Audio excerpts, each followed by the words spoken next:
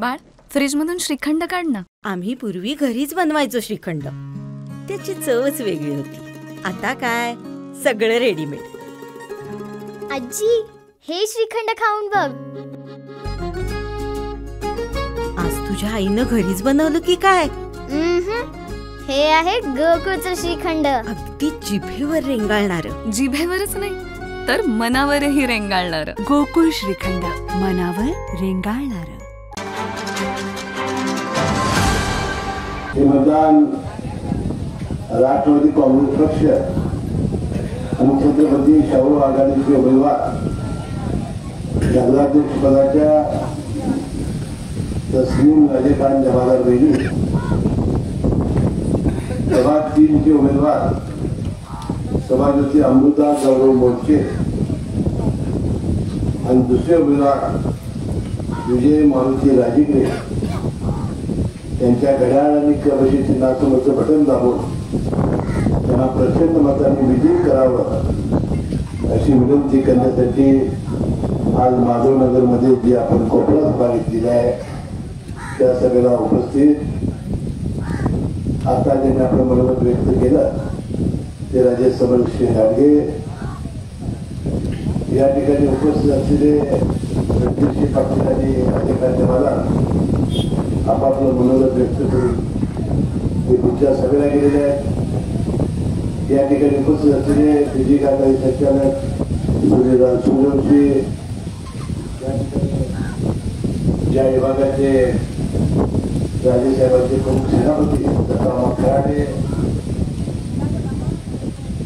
आपले मंदाजी साहेब,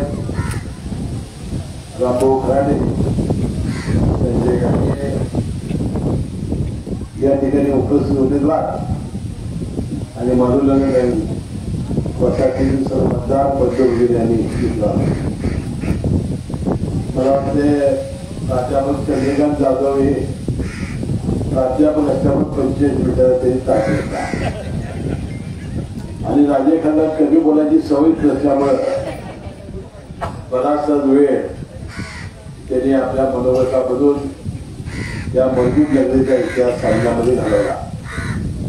आम्ही दोघांनी त्याला जाणून दिलं की आम्ही पाठमोरे आहोत, ऊन काय आमच्या तोंडावर येत नाही. आपल्या सर्वांच्या तोंडावर सूर्य चढमा लागलेला आहे, परंतु वारं जर असल्यामुळे सहन करणार. आता राजेसाहेबांनी आपली याबद्दल दिलगिरी व्यक्त केलेली आहे. आपण नगरपालिकेच्या निवडणुकीमध्ये किंवा ग्रामपंचायतीच्या निवडणुकीमध्ये मतदान तर कशासाठी झालेलं असतं की या ज्या स्थानिक स्वराज्य संस्था आहेत या खऱ्या आपल्या विकास कामाची सुरुवात असते. आपले जे मूलभूत प्रश्न आहे की त्याचा रोजचा आपला संबंध आहे. मग आपले रस्ते चांगले असले पाहिजे, आपलं सांडपाणी झाल्यास गटरची व्यवस्था चांगली पाहिजे, गावाला शौचालय पाहिजे, दिवाबत्ती पाहिजे, आरोग्याची सुविधा चांगली पाहिजे आणि विशेषतः नगरपालिकेमध्ये आपण तो कचरा करतो तो घन कचरा आणि ओला कचरा वेगळा करून त्याची विल्हेवाट लावणं आणि पर्यावरणाच्या दृष्टीने चांगली व्यवस्था करणं अशा अनेक जबाबदाऱ्या नगरपालिकेच्या. फक्त पाणीपट्टी घरपाडा वसूल करून नगरपालिकेला जाणार नगरपालिकेला आपल्या सुविधा त्या चांगल्या त्याबद्दल देता येईल, पर्यावरणाचं समतोल काम करता येईल ही काम करणे जबाबदारी फार मोठी आहे. अनेक वर्ष नगरपालिकेमध्ये एका घराण्याची सत्ता राहिली, दुसऱ्या घराण्याची सत्ता राहिली आणि या विभागाचा लोकप्रतिनिधी अनेक वर्ष असून राज्याच्या मंत्रिमंडळामध्ये मंत्री असून सुद्धा या गरीब शहरातील पूर्ण सत्ता आपल्या हातामध्ये आहे. म्हणून यावेळेला एक चांगलं विजन असलेलं या शहराचा चांगला विकास करण्याचा संकल्प असणारा आणि नियोजनबद्ध विकास करणारे आम्ही आणि राजेसाहेब आज आपल्याकडे फक्त मागायला एखाद्या नदीला जर चांगल्या प्रकारचा निधी दिला तर ती नदी कशी असली पाहिजे त्याचं सर्वोत्कृष्ट उदाहरण आणि कागद आणि गणित नदीमध्ये दाखवून दिलेलं आहे. म्हणून त्या दृष्टीनं या नगरपालिकेला अनेक प्रचंड निधी दिला. ज्या पद्धतीने काम व्हायला पाहिजे ते झालं नाही. परंतु माझ्या सुदैवानं 4.5 वर्षापूर्वी या नगरपालिकेमध्ये प्रत्यक्ष कारकीर्द सुरू झाली आणि पर्यायाने या विभागाचा आमदार आणि राज्याचा मंत्री म्हणून मला बराच मोठा निधी देता आला आणि जी आज कामं मला ठळकपणा दिसत आहे त्याचा उल्लेख तत्कालीन नगराधीश राजे यांनी केला की आपल्या अंबाबाईचं देवालय पूर्ण करण्याचा जीर्णोद्धार करण्याचं भाग्य मला लाभलं. जवळजवळ 5-6 कोटी रुपये निधी त्या आई अंबाबाईला आपण देण्यामध्ये यशस्वी झालो. त्यांना आपली बाजारपेठ सुशोभित करण्यासाठी जवळजवळ 10-10.5 कोटीचा निधी आपण दिला. जवळजवळ 48 कोटी म्हणजे आता दिवाळी दृष्टीवर झालेला आहे. पिण्याच्या पाण्याच्या या दुसऱ्या टप्प्यासाठी मंजूर करून दिला आणि जे रस्ते चांगले दिसत आहे आपल्या या माझ्या मिळालेल्या निधीमधून आपल्याला रस्ते चांगले दिसत आहे. आता आपल्या गावातला एक मुख्य रस्ता जो आहे मला वाटते आमच्या फाउंडेशनच्या समोरचा जो आपल्याला औचित्यवाडी दौलतवाडीला जातोय आता तो आहे PWD. त्याचा सिमेंट कॉम्प्लेक्सचा रस्ता मंजूर आहे. आजपासून काम मी कॉन्ट्रॅक्टवर सुरू करायला सांगितलं होतं पण जो पिण्याच्या पाण्याच्या आपल्या ज्या पाईप्स आहेत जे युटिलिटी शिफ्टिंगचं काम आहे ते जर या निवडणुकीत केलं तर आम्हाला शिव्यात द्यायला लागतील लोक. म्हणून मी म्हटलं हे निवडणुका झाल्या की काम आपण सुरू करू आणि आपल्या तलाव वसंतराजा तलावावर आपल्याला सरळ त्या ITI जवळ निघेल असा एलिव्हेटेड आपण पूल करणार आहोत. कारण आता पाणी आलं आणि पाणी सातत्यानं ओढतो व्हायला लागलं की तिथं शेवाळले आणि पाय घसरतात. आपल्याकडं त्याचा उल्लेख मगाशी राजेकांनी केला.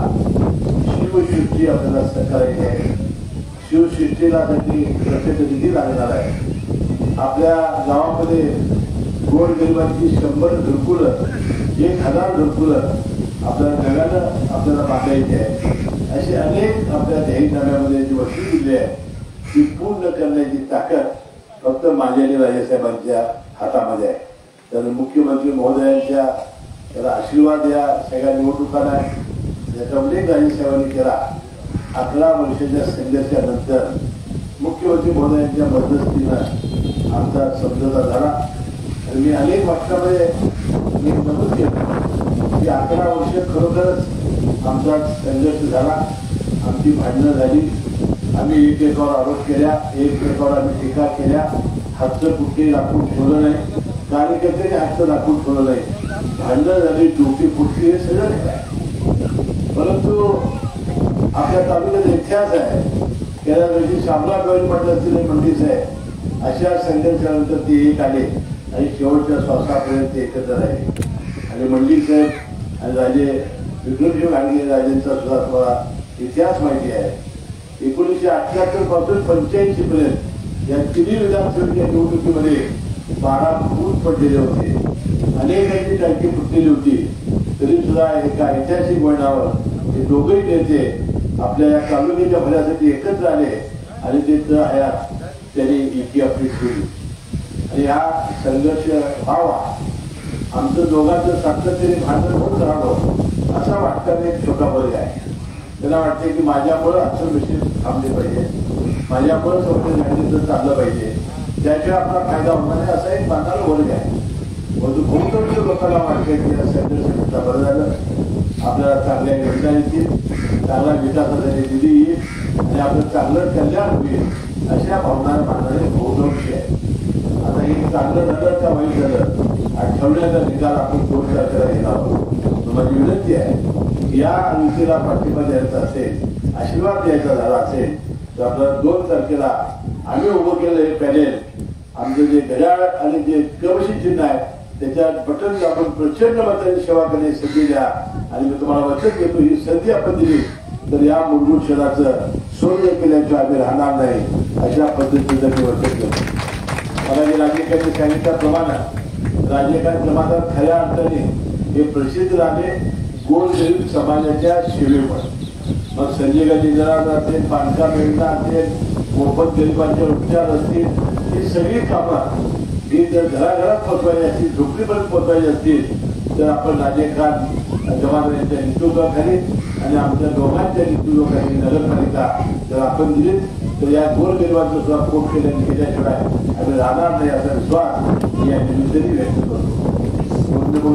आमच्या युती सरकारनं मुख्यमंत्री लाडकी बहीण योजना सुरू केलेली आहे. 1500 रुपये गेल्या वर्षापासून सुरू केले.